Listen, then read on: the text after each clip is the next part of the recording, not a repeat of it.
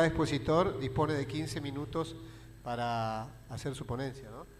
Bueno, seguidamente vamos a escuchar a la profesora Vila Zaira Gisela con el tema Impronta masónica en edificios, mausoleo y lápida de Bellavista, 1850-1922, un análisis semiótico del patrimonio arquitectónico. Todo suyo, profe.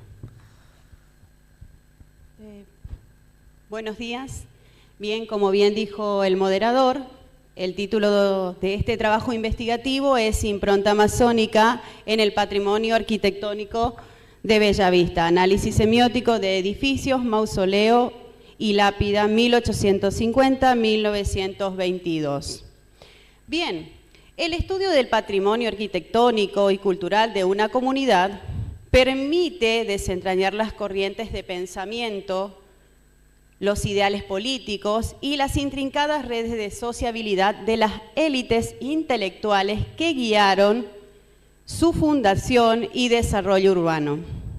En el plano de la historia argentina, la transición entre finales del siglo XIX y principios del siglo XX estuvo fuertemente marcada por el proyecto modernizador de la élite liberal, sobre todo en el periodo de organización nacional, la cual plasmó en el diseño cívico principios fundamentales del laicismo, el positivismo y obviamente el libre pensamiento.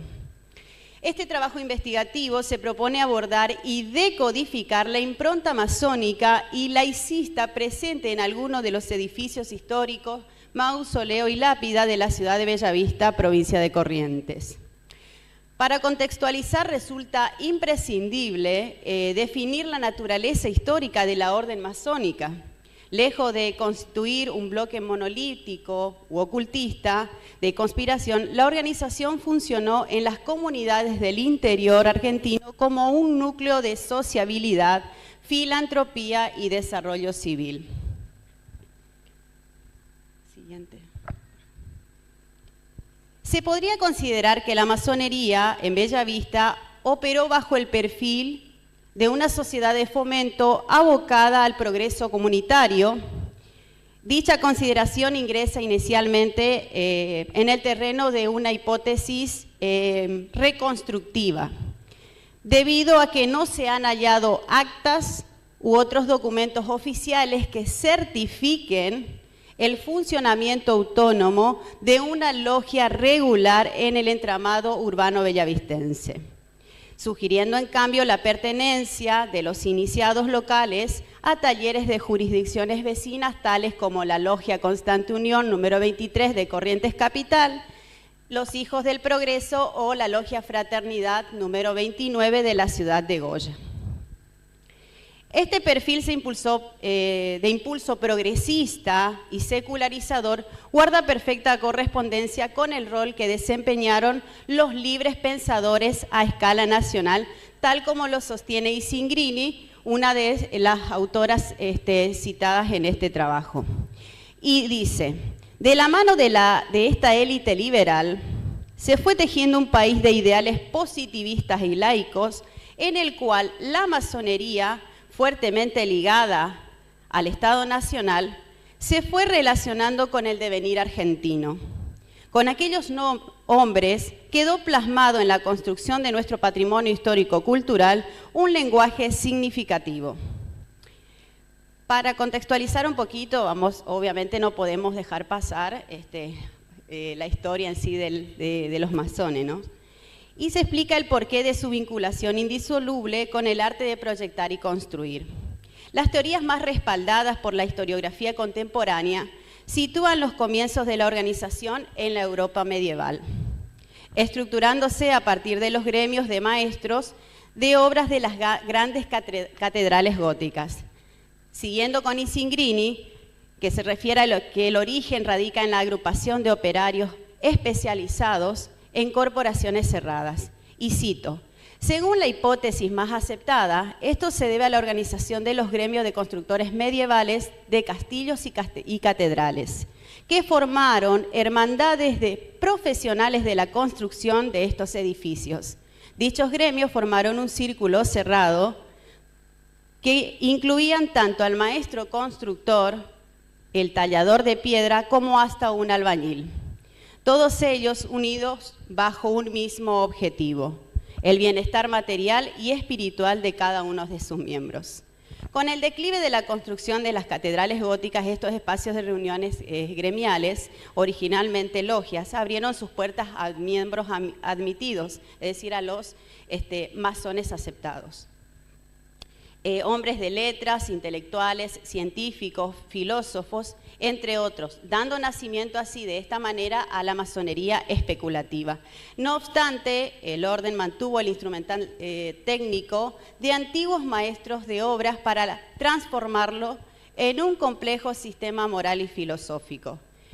De este modo, las escuadras, los compases, las plomadas y los niveles mutaron de herramientas de medición técnica a símbolos del rectificar humano, el equilibrio ético y la búsqueda racional de la verdad.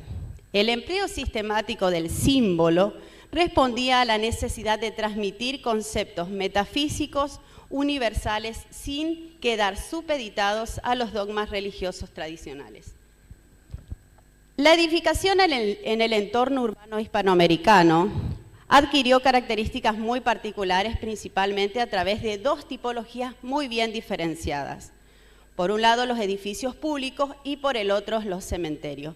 En cuanto al primero, se impulsó el diseño de bibliotecas populares, municipalidades, mercados y escuelas públicas bajo las pautas geométricas específicas, utilizando características neoclásicas y fachadas simétricas. Columnas que actúan como custodios que proclamaban visualmente el triunfo de la educación laica frente al conservadurismo clerical. En segundo lugar, los cementerios, que sirvieron de lienzo para que las élites manifestaran sus convicciones existenciales. En los panteones de inspiración liberal secularizadas, la iconografía tradicional cristiana es reemplazada o mezclada con emblemas que aluden a la inmortalidad del recuerdo cívico, al fluir del tiempo, o a la purificación espiritual. Sempe y Rizzo, por su lado, sostienen que la simbología masónica se expresa en el uso preferencial en la arquitectura de los estilos neoclásicos y góticos para el edificio institucional y para las bóvedas, además de una gran variedad de adornos de este signo en la mampostería de las construcciones funerarias. Dentro de estos símbolos están presentes las antorchas que iluminan hacia abajo, el sol alado, las hojas de palmas, de loto, acacia, el triángulo, la espada, el compás, la piedra pulida, el ancla, las cadenas, entre tantos otros. Bien. En la actualidad del interior de la provincia de Corrientes, esta corriente de pensamiento se consolidó a través de redes sociales muy activas. La aparente contradicción entre la abundancia del lenguaje masónico y la inexistencia de actas logiales en Bellavista constituye un fenómeno sociológico que este trabajo lo define como la presencia en la ausencia. En el periodo de organización del Estado Nacional, la masonería funcionó como una red de contactos políticos y comerciales. Por ende, los vestigios arquitectónicos en edificios y tumbas de Bellavista sugiere que los dueños o constructores buscaban reconocerse entre pares o manifestar su pertenencia a una élite intelectual y progresista, protegiendo su estatus en un medio social predominantemente conservador o religioso. Para avanzar un poquito más rápido, porque si no se nos termina el tiempo. En este trabajo se divide en dos corpus analíticos. Por un lado, si podemos, bueno, eso es el sistema semiótico masónico, podemos avanzar a la siguiente. Bien, esto es uno de los corpus. Acá se analizó dos edificios. Por un lado está el mercado municipal llamado 9 de Julio, que fue un edificio que se inauguró en 1888. El edificio de abajo, también en el mismo año, el constructor de estos edificios fue el constructor Juan Andrés Grosso, bajo la gobernación de Juan Ramón Vidal, ambos masones según la bibliografía consultada. Como verán, podrán apreciar el análisis que se hizo a través de fotografía, porque lamentablemente estos edificios ya no están en pie en la ciudad de Bella Vista. Hoy el mercado municipal es la Casa de la Cultura Pedro Mendoza. Obviamente el edificio es mucho más moderno. Dicho sea de paso, para dar un dato, este edificio se demolió en el año 1945. En cuanto a la antigua municipalidad, en la segunda mitad del siglo XX se demolió ese edificio y se construyó la municipalidad mucho más moderna, la municipalidad que funciona el día de hoy, ¿no?, en el mismo lugar. ¿Podés avanzar, por favor, a la siguiente? Bien, lo que quiero dejar o mencionar en este caso es una parte de ese edificio de la antigua municipalidad que se mostró en la diapositiva anterior. Todavía existe, hoy funciona, y lo hacía en ese momento de la historia de Bella Vista, la policía primera, la comisaría primera, perdón, de la ciudad. Como verán, todavía está en pie una de las columnas, y en la fotografía de abajo data el año en el que se construyó dicho edificio. Podemos avanzar. Bien. El siguiente edificio analizado, obviamente podrán apreciar, es la Sociedad Italiana. También fue un edificio inaugurado en 1888 y se llamó la Sociedad Italiana Humberto I. ¿Podemos avanzar, por favor? Bien, allí podrán apreciar un texto breve del análisis que se realizó del edificio. Estructura: ante la falta de espacios propios, los librepensadores canalizaron sus ideales a través de la Sociedad Italiana de Socorros Mutuos y la Sociedad de Damas de Beneficencia. Las características masónicas que tiene el edificio, podemos volver hacia atrás, por favor, es hacia atrás. La anterior. Bien. Las características masónicas que tiene el edificio son el frontis triangular, las columnas J y B, cornisa dentada y la simetría sagrada.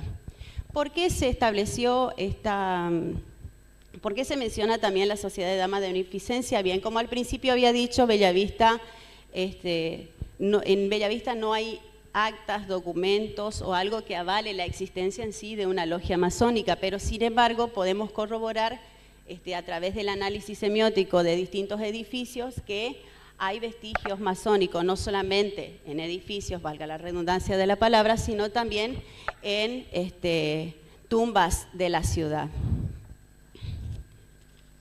Bien, el segundo corpus, siguiente diapositiva, por favor, es, siguiente. Bien, el mausoleo de José Fermín González.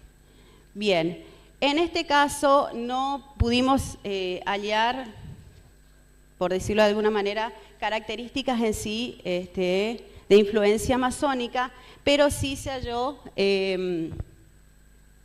características que requieren de un análisis un poquito más profundo. Como verán, José Fermín González fue un historiador muy importante para la ciudad de Bella Vista. Nació en 1847 y falleció en 1919. Sin embargo, el mausoleo, que fue erigido en 1922, fue justamente obra de su esposa, Jacinta Vaccaro de González, que casualmente fue la presidente de la Sociedad de Damas de Beneficencia de la ciudad de Bella Vista, y también artífice de que Bella Vista contara a partir de 1894 con el Hospital El Salvador. Bien, la falta de simbología masónica directa, podemos avanzar a la siguiente. Responde a una práctica común de la época donde el lenguaje funerario de los miembros de las logias solía presentarse de forma velada, hermética o integrada dentro de códigos estéticos republicanos y de laicidad, confundiéndose frecuentemente con homenajes netamente civiles o biográficos. Por lo tanto, es muy probable que la filiación del difunto con estas corrientes de pensamiento se haya canalizado exclusivamente a través del repertorio neoclásico y civil de su obra. El monumento en sí, que estamos apreciando en la diapositiva, es un ejemplo de cómo las élites liberales del siglo XIX y principio del siglo XX crearon un lenguaje funerario propio, que era secular, republicano y clásico. Si bien pudo haber tenido simpatías liberales o incluso haber tenido contacto con masones, su monumento no lo declara como miembro de la orden. Al contrario, las ánforas y la falta de símbolos masónicos específicos lo identifican firmemente como un héroe cívico y un ciudadano honrado para su obra histórica. La ausencia de símbolos masónicos explícitos en el mausoleo de José Fermín González, sin embargo, no invalida la hipótesis de una afinidad ideológica con el liberalismo. Su perfil como ferviente positivista, sumado a su papel protagónico en la fundación de la Biblioteca Popular Sarmiento en 1872, evidencia una alineación con el proyecto de organización nacional de la época. ¿Podemos avanzar a la siguiente? Bueno, sí. Bien. En este caso, otras de las lápidas funerarias, en este caso de Juan José Salazar, también fue una figura fundacional de Bellavista. Como podrán apreciar, no se pueden visualizar características masónicas, pero requiere de un análisis exhaustivo debido a, en este caso, el triángulo que encontramos en la imagen y obviamente el círculo que está en el medio de ese triángulo, es decir, necesita de un análisis más exhaustivo. Para ir concluyendo, este trabajo lo dividí en 5 ítems. Por un lado, la estrategia deliberada, la ausencia de actas, no es vacío histórico, es presencia en la ausencia. El número 2, desplazamiento del clericalismo, la obra de Grosso materializó el proyecto laico de la generación del 80. Iconografía velada, el mausoleo González declara convicciones republicanas sin emblemas explícitos. 4, motores del progreso social, las sociedades de socorros mutuos canalizaron fraternidad cívica y laica. Y por último, la arquitectura como texto visual. La piedra y el mausoleo son testimonios inmarcesibles de la élite positivista. Sin embargo, lecturas posteriores a la entrega del trabajo en el libro de Rainero, una información adicional, sí se ha llegado a través de una información muy escueta, pero a la vez importante, es que en Bellavista hubo una logia llamada Bello Girán, número 124, que fue fundada en 1895, el 10 de julio. Sin embargo, no tenemos más antecedente que esa información. Muchas gracias. Gracias.